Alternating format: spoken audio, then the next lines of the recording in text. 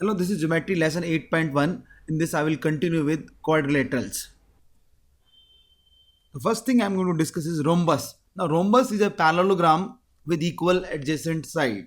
It means that every rhombus first case is a parallelogram always. Now, this is only a parallelogram. This figure is only a parallelogram in which adjacent sides are not equal. AB is not equals to AD. This is only a parallelogram. Now this is a parallelogram in which your PS is equals to PQ. Adjacent sides are equal. This is equals to this side. It means that this is a rhombus. So parallelogram in which adjacent sides are equal, that is called as rhombus. We know that in a parallelogram opposite sides are also equal. So PQ will also be equals to RS. PS will also equals to RQ. So can I say that in a rhombus all four sides are equal length, whereas in this parallelogram where AB is not equals to AD, this side is equals to this side and these two sides are opposite sides are equal, but AB is not equals to AD. That's the difference between a normal parallelogram and a parallelogram with equal adjacent sides, that is called as rhombus. Now what will be special in case of rhombus? Now we know that rhombus is a parallelogram, so diagonals will bisect each other. This length is x, this length is x, this length is y, this length is y. We know that all sides are equal, so let's say this is A, this is also A, this is also A length, and this is also A length. Now can I say that all these four smaller triangles are congruent to each other? Triangle number 1, triangle number 2, triangle number 3, triangle number 4. All these four triangles are congruent to each other, because if you see the sides of all four triangles, are same. They are congruent by SSS. I'm just writing, they are congruent by SSS. All four triangles are congruent. Let me take, I'm taking first two triangle number 1 and triangle number 2. Now you can see the triangle number 1 and 2, are they congruent and how they are congruent? Triangle number 1 and 2. In triangle number 1, one of the side is A, you can see that A. In triangle number 2 also, one of the side is A. In triangle number 1, one of the side is Y, this is Y. In triangle number 2 also, this is side Y. And one side is common, X is common in both the triangles. So can I say that triangle number 1 as well as triangle number 2 are congruent by SSS. Same way the other triangles are congruent with triangle number 1. So all these four triangles are congruent, and we know that whenever the triangles are congruent, the corresponding angles are equal. Now what are the corresponding angle? You can see that this angle is alpha, so this angle will also alpha. If this angle is beta, this angle will also be beta. Corresponding angle. How we are determining the corresponding angle? Corresponding angles means you can say that this beta angle is between side A and Y. This beta angle is between side A and Y. Here also the beta angle between side A and Y. Now these two angles will also be equal. If this angle is theta, this angle is also theta. Now we know that 2 theta, because they are lying on the straight line, 2 theta plus theta, 2 theta will be 180 because they lie on the straight line. So can I say theta will be 90 degree. It means that in the rhombus, this angle will be 90-90. This also will be same 90-90. So can I say that all these four angles will be 90 degree each. Theta, 90 degree. This is also 90 degree. This is also 90 degree. So can I say that not only in rhombus diagonal bisect each other, they bisect each other at right angle. That's the difference between a normal parallelogram and a parallelogram which we call as rhombus. So in rhombus, diagonal not only bisect, they bisect each other at 90 degree. Now what about the area? Rest of the things are same in rhombus as in the parallelogram. The only difference was that in a rhombus, the diagonals bisect each other at 90 degree. Now, with this, this will help us to find the area of the rhombus in a different way. We know that area of parallelogram, is equals to base into height. Same you can apply for the rhombus, base into height. Now area of rhombus can also be base into height, but there is different method to calculate the area also for rhombus. Can I say the area of rhombus will be, can I say, area of triangle PSR plus area of triangle PQR, which is equals to, what is the area of triangle PSR? Can I say this is half into base is 2x, x plus x, base to this diagonal will become base, and height is y. Height is perpendicular because y is perpendicular to 2x, or you can say that PR. And same with area of PQR would be how much? This would be, I'm just writing here, area of PSR. This would be half into 2x into y, half into base into height, plus half into again 2x into y, PQR. So half into 2x will be common. This is y plus y 2y. Can I say equals to half into d1 into d2? That will be the area of rhombus. Half into product of diagonals, very important, area of rhombus. Also area of rhombus, you can also do that. Area of rhombus could be base into height. So both formula you can apply, base into height as well as half into d1 into d2. That is the area of rhombus.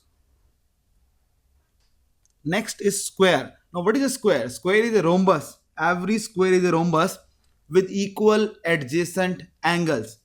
This is a rhombus.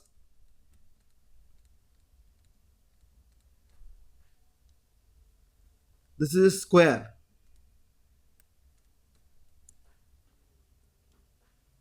In this rhombus, angle A, angle D, they are the interior angle on the same side of transversal. Their sum is 180 degree.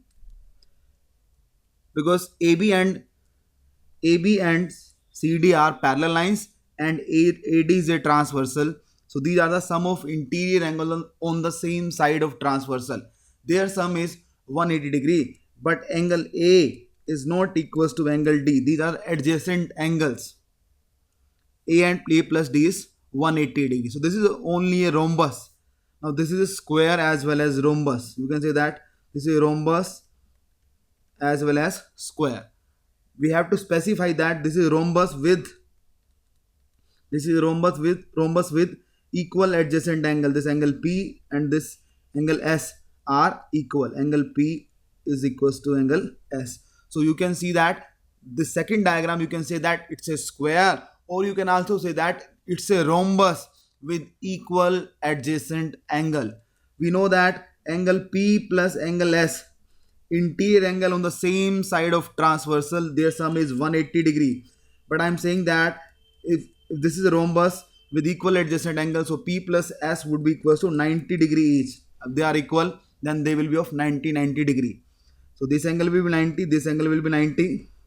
Opposites angle in a parallelogram are equal, so this will be 90 and this will also be 90. So all four angles are 90 degree each with all four sides equal. That will become your square. Square will show every property of the rhombus. Again, area of the square. Area, you can calculate area of square as side square A into A, base into height. Or you can say that also product of diagonal, half into d1 into d2. Product of diagonal you can also apply, and again the answer will be still same. Also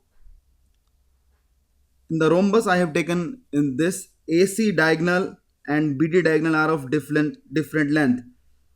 Diagonal AC is not equals to BD. They are of different length in the diagram that I have taken. Whereas in square, diagonals are always of equal length. Your PR will always be equals to QS. That's the difference between square and a rhombus. So first of all, a square is a rhombus with equal adjacent angle, and second thing is that in a rhombus with not equal adjacent angles, the diagonals are of different length. If angle A is not equals to angle D, diagonals will be of different length. Whereas when the angles equal adjacent angles are equal, the diagonals will be of same length. PR will be equals to QS. That was about the square. So next quadrilateral is trapezium. Trapezium is a quadrilateral with exactly one pair of opposite sides parallel to each other. They are not equal, they are only parallel. Only one pair of opposite side is parallel to each other. So can I say that in this case AB is parallel to CD. They are not equal, they are only parallel. AD is not equals to BC in this case. This is a trapezium. Now second case is a trapezium PQRS, in which PQ is parallel to RS and PQ is not equals to RS. In this diagram also AD is not equals to BC. PQ is parallel to RS, PQ is not equals to RS, whereas PS can be equals to QR. These two sides can be equal. They are not parallel, they can be equal. So this can, you can say this is isosceles trapezium. Isosceles trapezium. That is the difference between normal trapezium and isosceles trapezium. In isosceles trapezium, the pair of non-parallel sides will be equal. Non-parallel sides will be equal. What about the area of trapezium? For area, you can find this. Let's say this is, you can divide the trapezium into two triangles. You can say that this is height h of the trapezium. Height h. So can I say that area of trapezium? Area of trapezium will be equals to area of triangle ADC plus area of triangle ABC. Now ADC area will be half into h into base, half into height into base, that is CD, and area of this height of triangle ABC will also be same, because when two triangles lie between the parallel lines, their height is always same. So height of triangle ABC is also h and the base is AB. So AB will be common, sorry, h will be common, not AB. This is AB plus CD. So that's the formula to calculate the area of trapezium. That is half into height into sum of parallel side into sum of parallel sides. That's how we used to calculate the area of trapezium. Next and the last figure for important quadrilaterals is a kite. Kite, in this kite, AB will always be equals to AD. Adjacent side, top two adjacent sides will be equal. BC will be equals to CD. As you can see from the diagram, AB will not be equals to BC. BC will generally of larger length. What about the diagonals? Diagonals are not equals. AC is not equals to BD. But this point, let's say O, BO will always be equals to OD. Then only the kite will be symmetrical. BO will be equals to OD and this angle will be of 90 degree.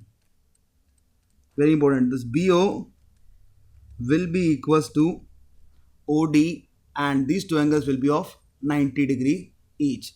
That is the basic diagram of kite, and the question will be simple, in which few lengths will be given and you will need to calculate some other lengths. So that was all about the geometry lesson 8.1 quadrilaterals. So this completes the basics of quadrilateral lesson 8 as well as lesson 8.1. In this I have discussed, first was the parallelogram, then rectangle, then rhombus, then square, then trapezium, and then kite. So these were 6 quadrilateral important types I have discussed. So with this I am ending this lesson. Thank you.